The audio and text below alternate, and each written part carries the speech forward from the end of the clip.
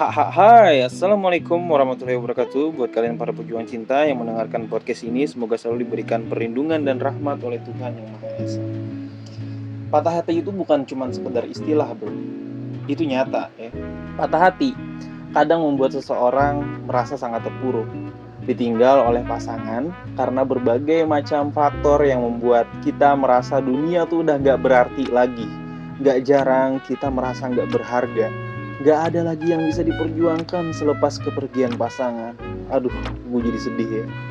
Stres dan depresi pun beresiko muncul ketika seseorang merasa terpuruk. Patah hati gak hanya berupa berpisah sementara atau ditolak atau putus dan lain sebagainya.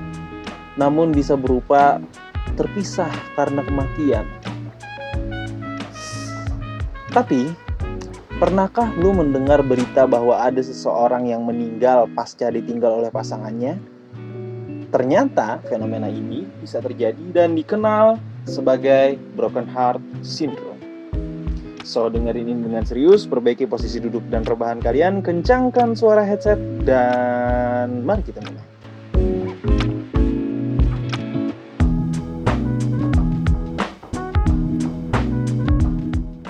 Patah hati itu emang bikin jantung kita tuh bermasalah, dan gejala yang dialami itu hampir sama dengan serangan jantung. Hati-hati.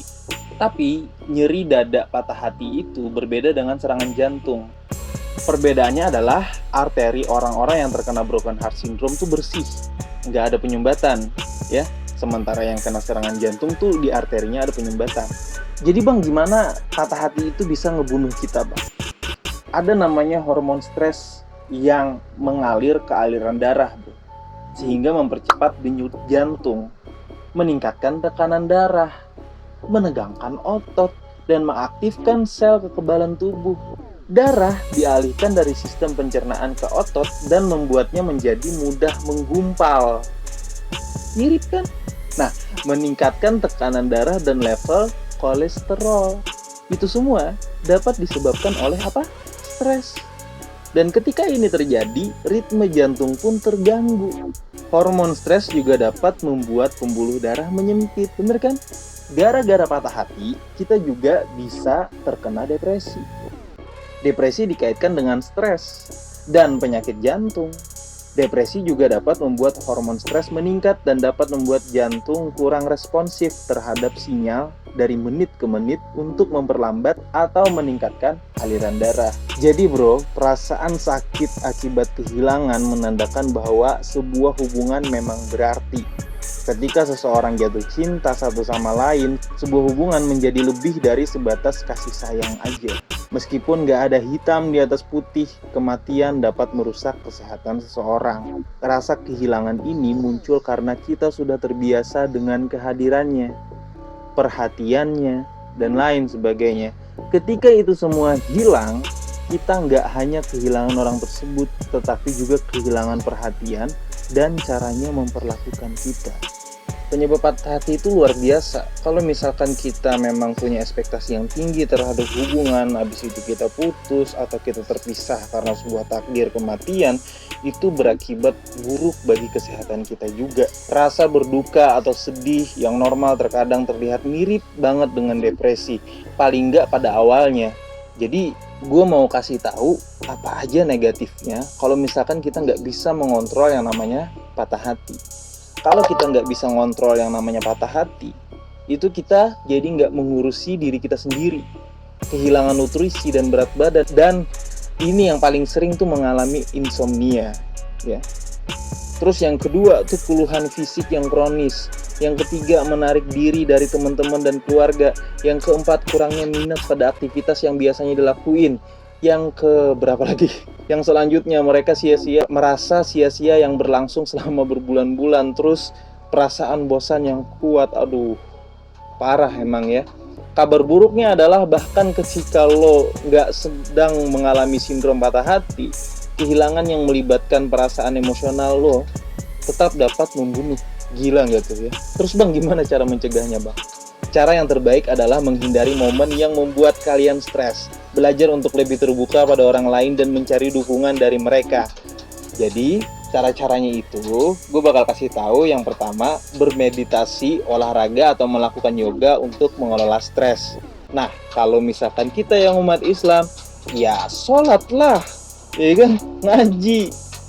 Itu tindakan-tindakan spiritual kayak begitu tuh mengurangi yang namanya stres.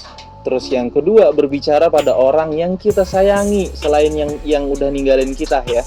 Kita tuh harus berbicara sama sahabat mungkin, atau saudara kita, atau orang tua kita yang kita sayangi ya.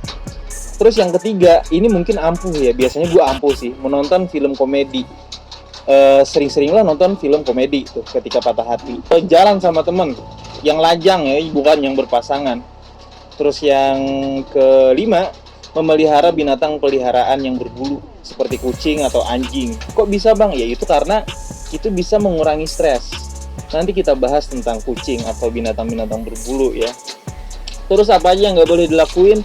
Yang pertama, mengalihkan rasa sakit dengan cara meminum alkohol, memendam emosi kalian, menghindari sekolah dan kerja karena jantung kalian seperti remuk gitu loh. Meskipun keadaan ini memang benar Anda alami, menghindari aktivitas rutin malah dapat membuat Anda merasa lebih buruk. Yang perlu lo ingat adalah sendirian di rumah bukanlah solusi yang tepat. Mungkin lo memang membutuhkan waktu untuk sendiri, tapi jangan terlalu lama. Pergi berolahraga dan tidak memikirkan masalah dapat menjadi solusi yang baik. Menolong seseorang yang melewati duka atau yang lagi patah hati itu ya. Beberapa orang nggak ingin mendengar harapan yang baik-baik dari orang-orang. Beberapa orang butuh dirangkul. Beberapa orang yang patah hati mungkin akan mudah melewati tahapan demi tahapan. Beberapa lainnya terperangkap dan mungkin akan mengingat kembali yang lalu-lalu, ya kan? Hal yang mesti lo lakuin adalah tetap mengontak orang tersebut. Berikan kasih sayang tanpa terlihat merasa iba. Ingat ya.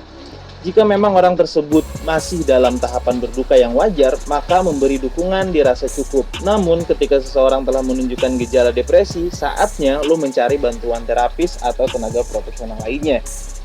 Oke, sampai situ jelas ya. Mudah-mudahan bermanfaat. Tidak ada unsur provokasi dan merendahkan gender tertentu. Semua narasi dan statement dalam video ini bersifat substansial dan kondisional. Semoga bermanfaat dan jangan lupa bahagia.